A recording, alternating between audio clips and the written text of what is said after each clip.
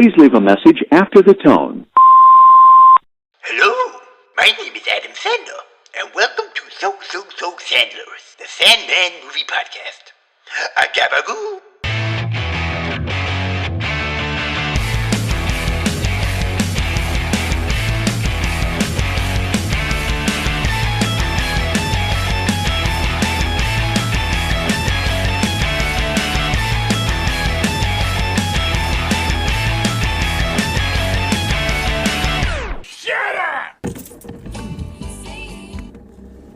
Hello and welcome to So Sandlerous, the Sandman movie podcast, a podcast where we discuss the movies of famed car thief Adam Sandler.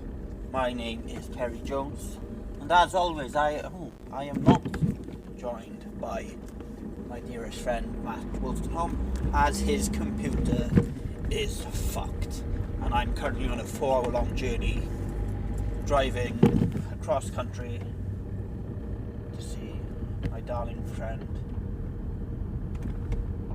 I won't say any names. But yeah, a bit of a different one today. It's me on my own as I'm driving.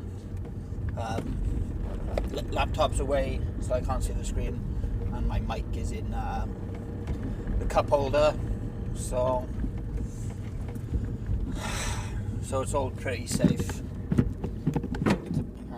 It's a bit different, but it is what it is. We can't really do much else because we're both busy up until Wednesday, and obviously couldn't do anything about it over the weekend till this morning. But yeah, this week's movie is a movie called Bulletproof. Trust is a very important commodity in business. It's the cult, and I trust this guy with my life. Screw that. They were partners. Uh-oh, we got company. Smooth and easy. Friends. Everything we do, we split down the middle, right? Of course we do. We're partners. But every friendship You're the only guy I've ever trusted in my entire life. hits the occasional bump in the road. You're under arrest. You better be messing around. You have the right to remain silent. How can you do this You have to the me? right to This cost me millions of dollars. Millions. I'm very, very mad. For Detective Jack Keats, There he is. Not even a bullet in the head could stop him. the last man he wants to see Have you been drinking, sir? I had about a half a beer, but the dog had a lot. is the one witness he needs to protect. He knows my operation from top to bottom. It's up to you to bring him in, Keats. You sneeze. If I even smell your breath, I will shoot you dead. How about if I chew loud? Now they don't know who to trust. Grab the wheel! Oh my God, the guy looks like a tumbleweed. And they're on the run. I got one option first, and it's not very good. Okay, well, what is it? Crash landing, man. Okay, I'll be in the back sitting on the black box. From both sides of the law. You don't trust us all of a sudden? I don't trust anybody, Whoopi.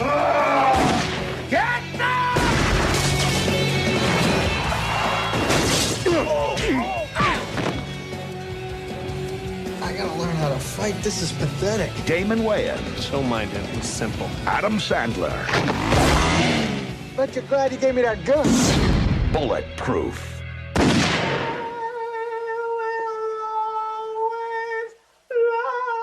Will you shut up? Shut the hell up! You'll always be my bodyguard. You know that.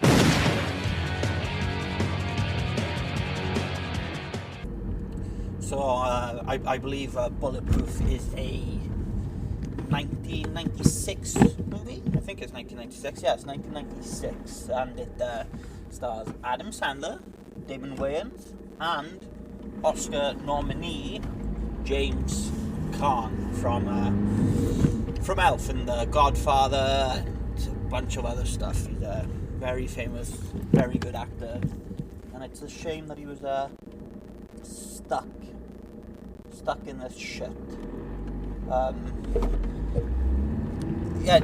Damon Wayans Jr. Damon Wayans Sr. He is part of the Wayans family with his brothers Marlon and Marvin and Kevin Ivory Williams, and his son is Damon Wayans Jr. And they're pretty famous for like the Wayans Family TV show and scary movies, and his son was coaching New Girl and was in Happy Endings and Brooklyn Nine-Nine and whatnot. But yeah, it's a pretty packed cast. I've got no notes here, so I'm just going off what I can remember. This movie though is pretty piss poor. I think it had like a 9% on Rotten Tomatoes and like below 50 when it came to audience ratings as well, so nobody really liked this movie. I think it was like 46 out of 100 from audience. I did find reviews and stuff, but everything was the same. It was like, this movie is completely underrated, or this movie is a piece of dog shit, and there's not really much in between. I'm on the this movie was a piece of dog shit side of the spectrum, because this movie was a piece of dog shit. It was fucking awful. It wasn't funny. The action was shit, and yeah, it just kind of sucked. So the movie's about Adam Sandler. His character is called Moses. He's a crook, a drug mule, likes to steal cars. And his best mate's Keats, played by Damon Wayans. But it turns out that Keats is an undercover cop called Jack Carter. And yeah, so he gets found out in a drug deal, and then the stories about I can't really fucking remember the movie. It's about Keats, Damon Wayans' character, I guess, taking in Adam Sandler's character, and then it turns into like a buddy cop movie kind of thing, and just shenanigans happen. Fuck. So yeah, like I said, this movie was all pretty piss poor. Jason Caro from the Radio Times gave this movie 1 out of 5 stars. He said the performances are annoying, the tasteless jokes are lame, and the violence is plain nasty. After a while, you can actually find yourself rooting for the bad guys. And the bad guys are James Caan's character, and his name is... Carter, his name Wayans. I can't remember. His name is Frank Colton. This is gonna fucking suck. So yeah, let's just get into the plot of the movie. It wasn't very well received. I think we covered that. So the movie opens up with Damon Wayans and Adam Sandler's character trying to stealing a Ferrari from a mansion. They successfully managed to steal this F355, a lovely looking car by the way, and then they eventually get chased by cops. So there's this massive car chase, and then I guess to deter the cops, Damon Wayans pulls into the cop station and asks a cop, cop is like, oh, well, why are you driving so fast? Well, what are you doing? And Damon Wayans is like, oh, I'm trying to get to Disneyland. My friend here, he loves Disneyland. And then Adam Sandler pretends that he has additional needs. And he's like, I love Disneyland. And then the cop's like, oh, go down here, turn left, and right at the lights, gives them directions to Disneyland. And then they drive off, and the next thing you know, we're in a bar, and Keats and Moses, they're playing pool, and then Moses goes up to flirt with this woman sat at the bar. But this woman, she has a boyfriend, and the boyfriend is a big biker guy. And Moses, he's like, oh, I'm sorry, please don't hurt me. And then Keats turns up to save Moses, and then Moses is like, I'm not sorry, you motherfucker. Go fuck yourself, you fucking fuckface. I'm gonna fucking fuck you, motherfucker. And then the biker guy's like, oh, what the fuck you talking about? He's like, yeah, fuck you, motherfucker, blah, blah, blah, blah, fuck, motherfucker. And then Moses and Keats gets into a fight with the biker. This all happens within the first 10 minutes. Honestly, this movie has zero plot. After this, Moses and Keats head out for a kebab, because that's what you got to do after having a few beers. You go for a kebab, and then Moses tells Keats about this job that he's got and where he gets his money, and it turns out that he is basically a drug smuggler for James Caan's character, Frank Colton. And then Keats is like, oh, I want to get in on this. Do you think you can introduce me? And then Moses is like, yeah, I'll introduce you. So we cut to Frank Colton's his mansion. And then Frank Colton's like, Moses, do you trust this guy? Talk about Keats, and Moses is like, yeah, I trust this guy with my life. And then Frank Colton's like, well, I don't. You need to search him. So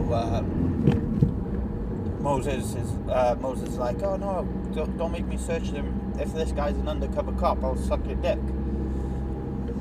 And then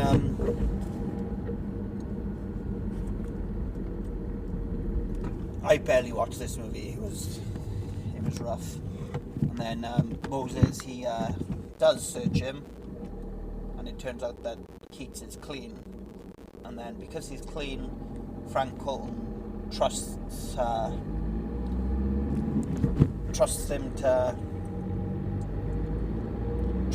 get involved with the drug smuggling business. Then before this, Keats, after going out for a kebab, Keats gets arrested for trying to steal a car, and he gets taken into the police precinct where we meet his Captain Jensen, and other members of staff. And then we find out that Keats is actually an undercover cop called Jack Carter. And this is very important to the story. But then, sorry, I'm just back and forth. And then after the mansion, we go to... we're back in the police precinct, and Keats, Carter, he's getting a wire put on him to record everything that's going down in this drug bust. Then we're in a warehouse, and where the drug bust is happening. We see the heroin, blah blah blah blah blah, and then the guy who's in the warehouse is like, I don't trust this guy. And then it's revealed. Then he rips open Keats's shirt, and there's a fucking wire. And we find out. Well, Moses finds out that he's an undercover cop, and he's basically stabbed him in the back. This leads to a massive shootout happening. A bunch of people die. A bunch of cops come in because they were waiting outside. People die, workers die, cops die. It's just a big bloodbath. And then the crane operator dies. And because the crane operator dies, the crane is basically out of control. And then the crane hits Moses in the back, I think, and this causes Moses to shoot Keats directly between the eyes, through the brain, and we think he kills him. Moses then does a runner, but somehow Keats, he survives after getting shot in the head. And then his physiotherapist is Tracy, and she helps him start walking again, and then they slowly fall in love, and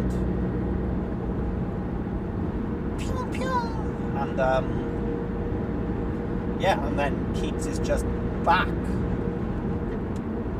He's back somehow.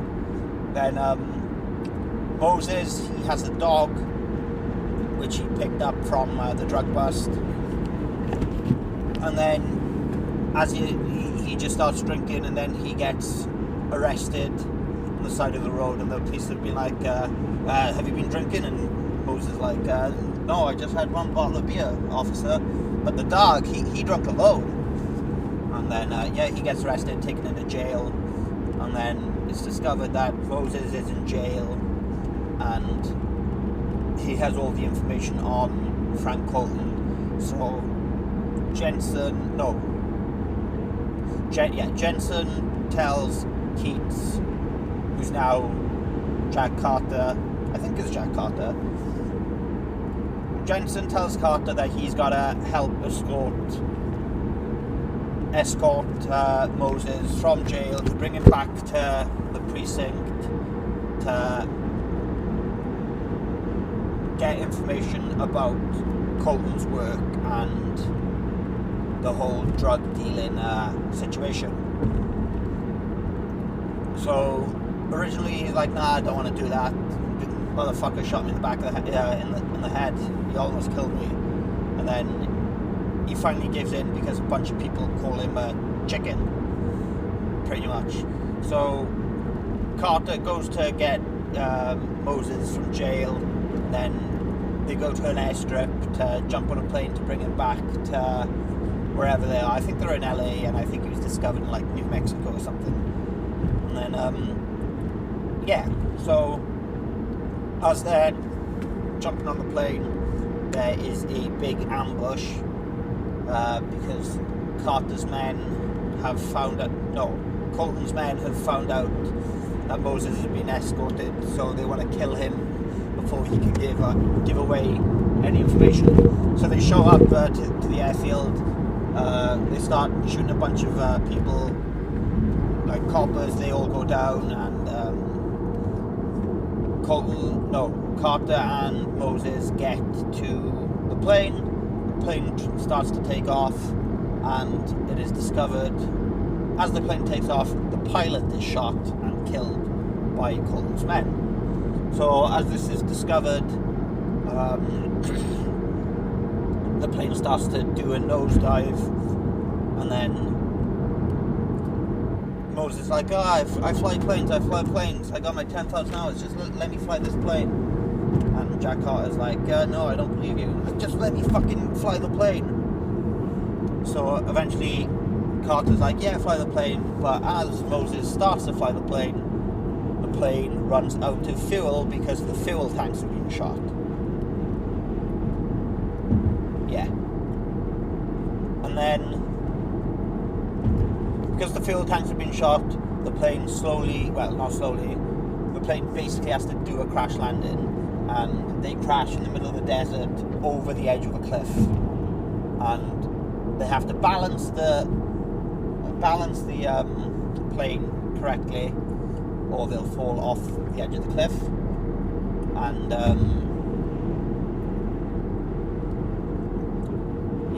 so they get to the back of the plane, and then they jump off it, and as they jump off it, the plane goes over the edge of the cliff and blows up, pretty much. And then they're walking through the desert, and Moses, he's like, I need to go pee. And then Jack Carter's like, I actually need to piss right now. I'm dying for a piss. So hopefully we can finish this up soon so I can go pee. And he's like, Carter's like, nah, just hold it. Just pee your pants. And then Moses is like, I'm not going to piss my pants. I haven't pissed my pants since I was 24. Which I thought was a very funny line. Probably the funniest line in this whole movie. I'm sorry about this. Really, really sorry if anybody's still here. I understand that this is boring, but we got to get an episode out weekly to keep that schedule going. We're never going to miss a week. 82 weeks in a row. Probably more by that, but we will never, ever, ever miss a week. But yeah, after walking through the desert for a while, they eventually find a motel run by a guy named Charlie. Charlie's a bit of a porn addict, like there's porn in all the rooms in his. And then Moses is like, oh, how about you and your wife make me a salami sandwich and you be the two pieces of bread and I'll be the salami in the middle. And then, yeah, this guy, Charlie, is just a bit of a horn dog. So the only room available is the honeymoon suite. So Moses and Keats goes to the honeymoon suite. Moses decides to take a shower, and in the shower he is singing "I Will Always Love You." Fun fact: most people think that's a Whitney Houston song, but originally "I Will Always Love You" was written and performed by Dolly Parton, country legend Dolly Parton, Jolene's Dolly Parton, 9 to 5 Dolly Parton, Hannah Montana the series Dolly Parton. Fun fact. And then after the shower, Moses tries to escape through the window, but he is caught by Carter, Keats, Damon Wayans' character, and because he tries to escape, Damon Wayans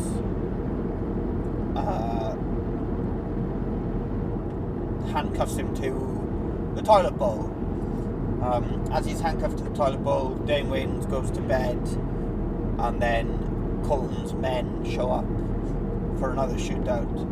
But because Carter's asleep, Moses turns on. He grabs the remote with his feet and turns on the TV and puts the porn on. That's been on TV the whole time, full blast, full volume.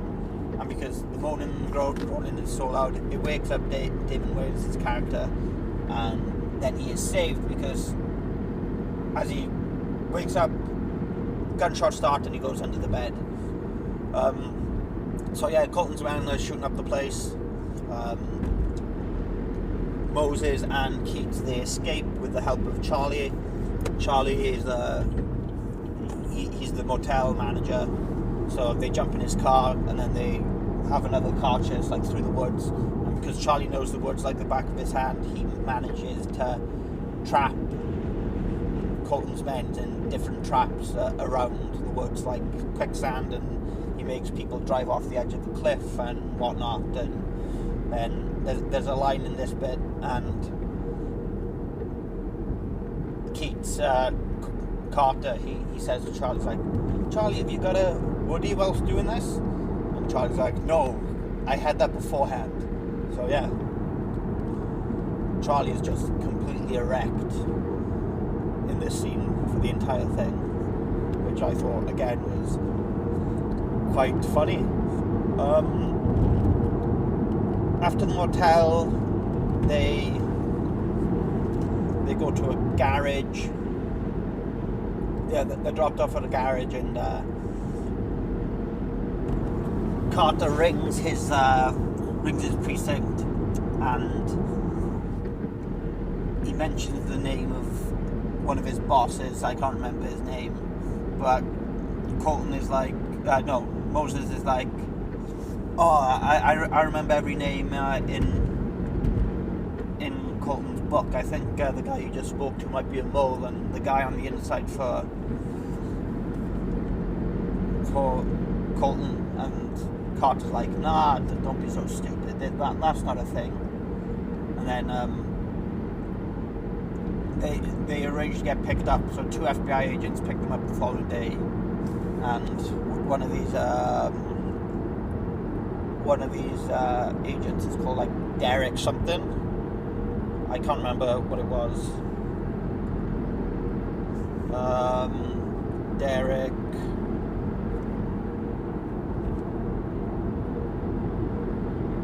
Agent Gentry, I think his name was Daryl Gentry.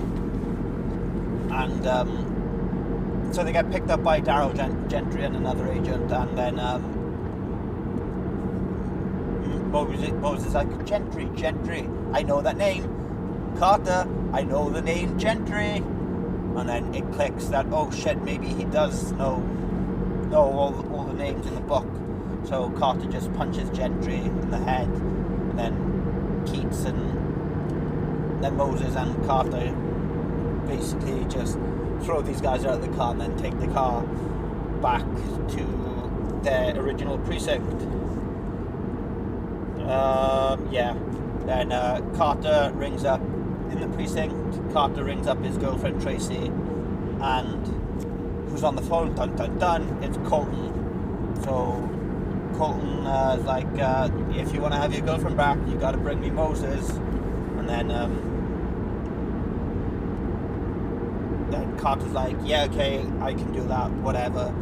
But he wasn't actually planning on doing that. It was going to be a little ruse and a little bait and switch kind of situation. So Carter grabs Moses from his cell. I don't think I've skipped much here. And then as they're trying to escape, well, not escape, as they're walking out of the precinct, they run into Captain Jensen. And then Moses is like, Jensen's in the book. I remember that fucking name. Jensen's in the book. He's a mole. So Carter, who now believes Moses because they had a conversation about how Moses never lies, because he's actually quite a good guy despite the crime that he does in the drug smuggling. So Carter believes Moses and punches Jensen in the side of the head, and then they escape. And then as they escape, a bunch of cops are running after them, and one of these coppers are Alan Covert, which I think I should mention because Alan Covert, he's a very good friend of Adam Sandler, and he pops up in all of these movies. I think this is movie number, he was in Going Overboard, he was in Billy, no, wasn't it? I don't know. He was in Going Overboard, he was in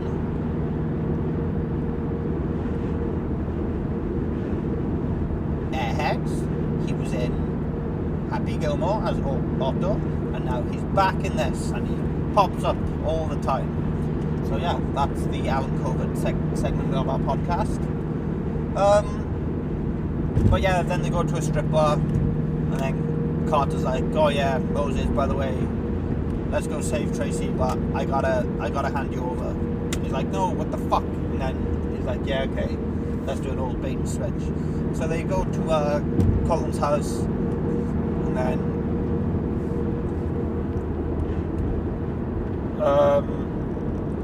and they pretend to comply with Colin's demands,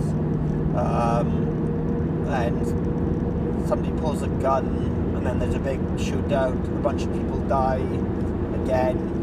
This movie is basically just shit scenes, then a shootout, shit scenes, then a shootout, shit scenes, then a shootout, shit scenes, then another shootout. The wind is very strong, so you probably can't hear anything that I'm saying. But yeah, then Jack has his gun out, and then dun dun dun, turns out Tracy stabbed him in the back and she was working for Colton the entire time. And then, so she's like, yeah, you son of a bitch, I got close to you because I knew that you were a cop and you needed this Moses guy, and I knew you were friends with him.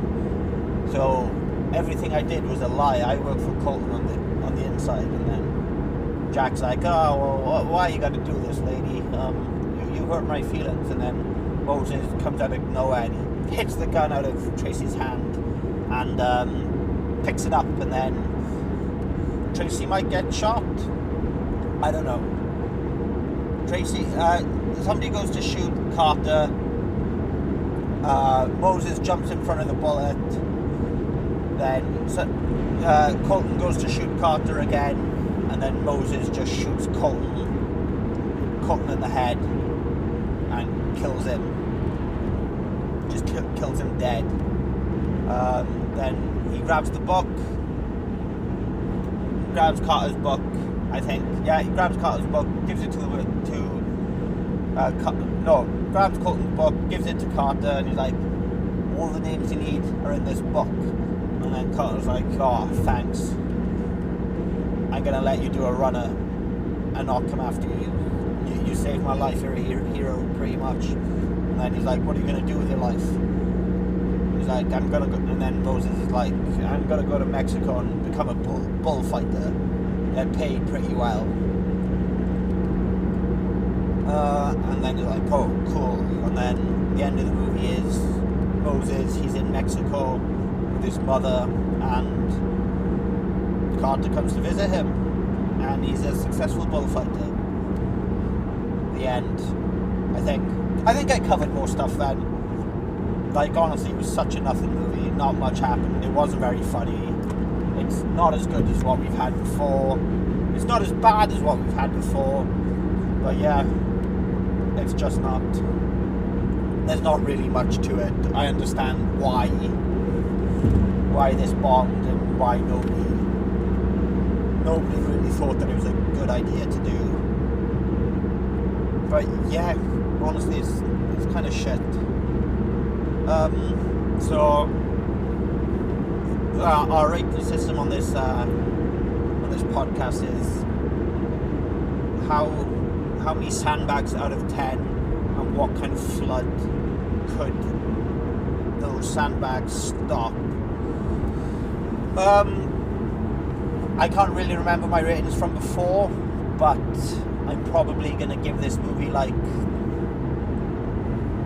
a 4.1 out of 10, and the kind of flood this my sandbags could stop is the flood of... Is there any liquid in this movie? I'm trying to think.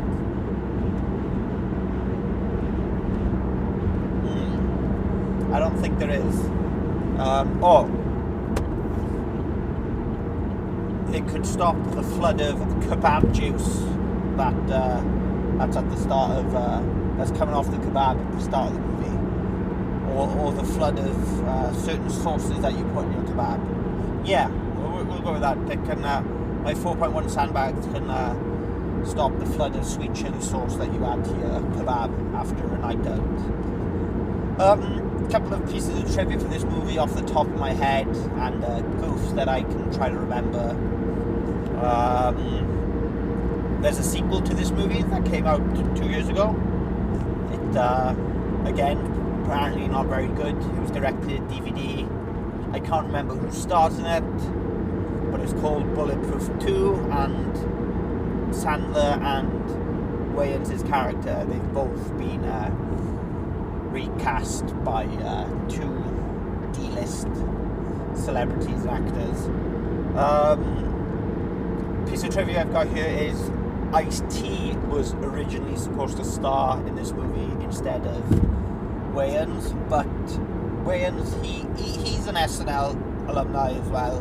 I think he was on it for one season in the 80s, and he came back to host SNL in like 95, 94, and Sandler was like, yeah, I want to do a movie with you, and then this script came across Sandler's table, and he was like, oh yeah, me and Wayans, we can do this, it'll be perfect for us. So that's how this movie came to be. Dan Aykroyd, he plays a character called Dr. Keats in 50 First Dates. I wonder if they're related in some way, even though Keats is a made-up name in this movie. And Dan Aykroyd and Damon Wayans, they do not look similar. So maybe they're not related. I don't think they are, but it opens up the possibilities to a Sandler universe that's on show throughout most of these movies. And then another piece of trivia I have here is, although James Caan was a drug lord in this movie, ironically, he did campaigns against anti-drugs. So there's a services just up ahead, so I'm going to pull over for a pee and end this thing. But yeah, acting, I guess. James Caan in this movie loved drugs. James Caan in real life, not a big fan of drugs. And then a bunch of goofs in this movie were shit. Like, there was a goof, and it was like, one of the policemen had long hair, but the LAPD doesn't allow long hair on men. So this is inaccurate, and then just stupid shit that nobody cares about apart from the people who look for IMDb goofs. Yeah, I think that's me done.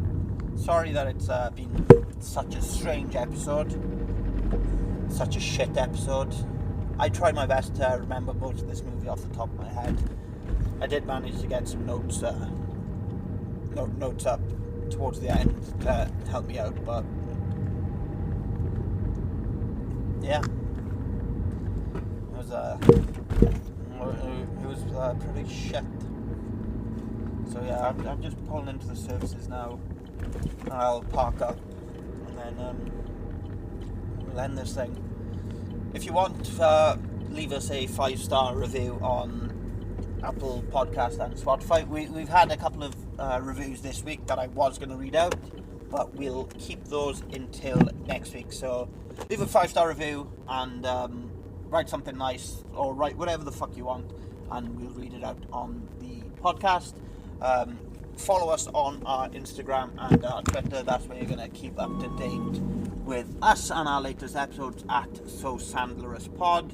If you want to get in contact, send us an email at sandlerouspod@gmail.com. My name is Terry Jones.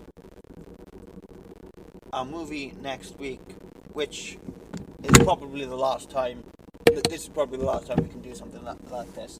Our movie next week is The Wonderful Wedding Singer with Adam Sandler and Drew Barrymore. The people who I believe are more in love than anybody else on this planet. So looking forward to that one. But yeah, apart from that, thank you for sticking to the end. Thank you for giving this a chance. I'm sorry. It's shit, I know. It's not very funny. There's no Matt here to make me laugh. Matt's not here for me to make him laugh. This movie was dog shit. Fuck this movie. Bye.